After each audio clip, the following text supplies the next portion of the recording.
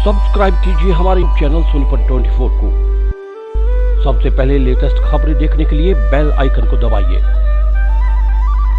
लोकतंत्र सुरक्षा पार्टी के सुप्रीमो राजकुमार सैनी सोनीपत के बड़ौदा विधानसभा पहुंचे, जहां विरोध के चलते उन्होंने हेलमेट पहनकर भाषण दिया।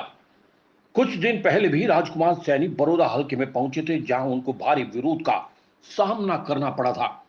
इस मौके पर सैनी ने कहा कि आज सभी पार्टियों के नेता दलितों, महिलाओं, गरीबों, बेरोजगारों पर बड़े बड़े भाषण देते हैं, लेकिन धरातल पर हालात बिल्कुल अलग हैं। इस मौके पर राजकुमार सैनी भाजपा और कांग्रेस पर जमकर बरसे। सोनीपत 24 के लिए रमेश कुमार की रिपोर्ट। मेरे पास ये खबर आ रही है कि भाई हमने पत्थर मारने हैं। मैं इसलिए हेलमेट धर लेता हूं ताकि पूरा देश देखे कि भाई इस देश में अभी ये देश आजाद नहीं हुआ, क्योंकि यहाँ पत्थर मारने वाले लोग आए हुए हैं। वो लोग ये कह रहे हैं कि अभी आप लोग आजाद नहीं है। इसलिए मैं हेलमेट रख करके फिर जो है ना भाषण दूं ताकि पूरा देश देखे ये लोग जो है ना इस देश को क्या करना चाहते हैं।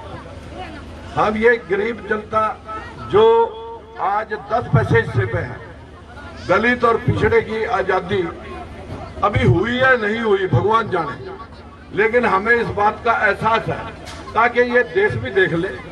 हम चाहते हैं कि अगर आप प्रजातंत्र के अंदर अपनी बात कहने में किसी आदमी को रोकने का प्रयास करते हैं तो हमें कम से कम ये तो पता लग जाएगा कि आखिर इस जनता की आप वोट क्यों लेते रहे। हमने हर बार आप लोगों को सर के ताज बना के रखा, हर बार लोगों को अपने सर के ताज बनाने के बाद उनके हाथों की तरफ देखा कि हमारे लोगों को भी कुछ न कुछ मिलेगा। भगवान कसम आज देश पे भाषण दलित पे, पिछड़े पे, किसान पे, मजदूर पे, बेरोजगार पे, सारे नेता भाषण किसानों, दलितों, पिछड़ों, मजदूरों, बेरोजगारों और महिला सुरक्षा पे भाषण दिए जाते हैं। अरे बदकिस्मती है इस देश में जो 18 घंटे काम करती हैं हमारी बहनें, ये 18 घंटे काम करने वाली अपने पति के सामने भी उफ नहीं कर सकती। आज लखीमपुर खीरी, हाथरस के अंदर और ठीक इसी तरह बलिरामपुर के अंदर लोगों ने दलित समाज की 3-3 बेटियों के साथ हाथापाई की। मेरा साहब, मेरा साहब, मेरा साहब, वापिस आओ, वापिस आओ, वापिस, सारे बच्चे वापिस आए। अभी आपको दोबारा एक और प्रोग्राम देना, आप भागम भाग नहीं करेंगे।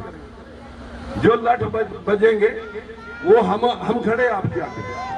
कम से कम इस देश के अंदर ये तो मैसेज जाना चाहिए पूरे देश में कि आखिर देश के अंदर हो क्या रहा है। यहाँ मीडिया खड़ी है, पूरा देश देख रहा है, लोगों का पता लग जाएगा। और हमारे जो लोग, आप लोग अपने आप को आजाद समझ रहे हैं। अगर आपका कोई भाई, आपका कोई नेता, आपके कोई हमदर्दी करने वाला व्यक्ति अगर आपके सामने उसे दुत्कार दिया जाए, उसे फटकार दिया जाए, क्या कभी आपने उन लोगों की ये पूछा कि आपके नेता आते हैं, हमदर्दी बिछाते हैं, सेवा करते हैं, पानी पिलाते हैं, चाय पिलाते हैं। अरे मेरे भाइयों, किसानों पे भाषण, अगर किसान का भला चाहते हैं लोग ऊपरले वाले, तो किसान को और मजदूर को इकट्ठा जोड़ करके 300 रुपये सरकार दे रही है, 300 रुपये किसान दे देगा। मजदूर की दिहाड़ी जब 600 रुपये हो जाएगी, 600 रुपये में 18,000 रुपये मिलेंगे।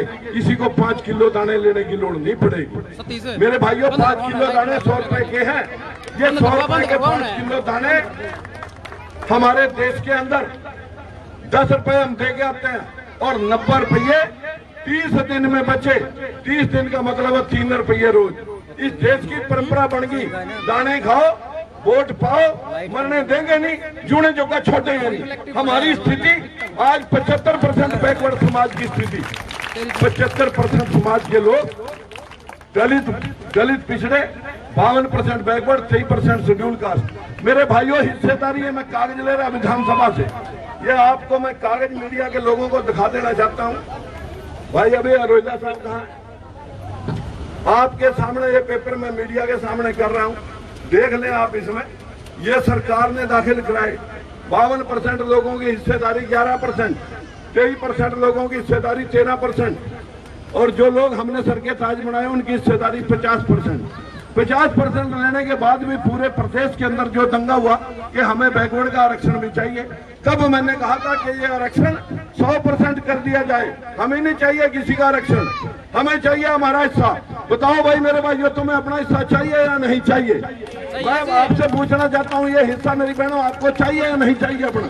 अगर लोग इस तरह की नौटंकी करेंगे, इस तरह के दादागिरी और भेदभाव करेंगे, तो मैं आप भाइयों से विनती करना चाहूंगा कि ये देश बहुत ज्यादा देर इकट्ठा नहीं चल सकेगी। ये देश जो नेताओं ने लूट के खा लिया, हम उन्हीं की जो चीर हरण करने की मंशा है, उन्हीं को पूछना चाहते हैं विधानसभा में जाके कि बताइए हुड्डा साहब, आपने दलित और पिछड़े को कितनी नौकरी दी?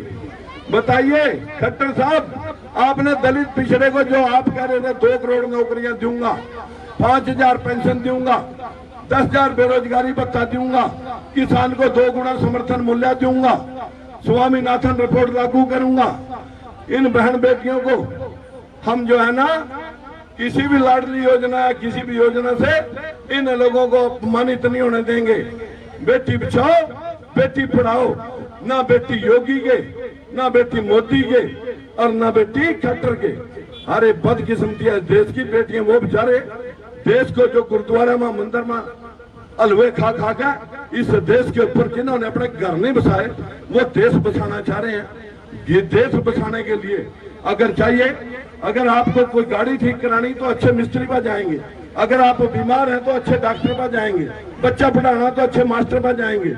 जिस आदमी ने कभी हल नहीं चलाया, जिस व्यक्ति ने कभी किसान का दर्द समझा ही नहीं, जिसने हल चलाया वो किसान का दर्द समझेगा या वो दर्द समझेगा जो सिर्फ भाषण देकर के लोगों को मूर्ख बनाने का काम कर रहे।